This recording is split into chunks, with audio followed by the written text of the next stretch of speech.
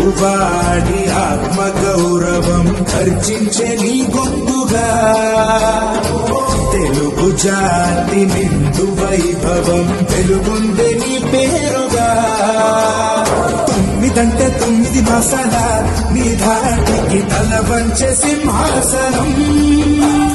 పేదవాడికి అన్నం ముద్దగా అందించావు మేలైన పరిపాలనం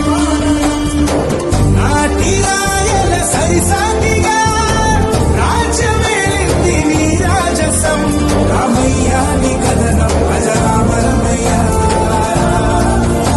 వీలుంటే మా కోసం మళ్ళీ రావయ్యా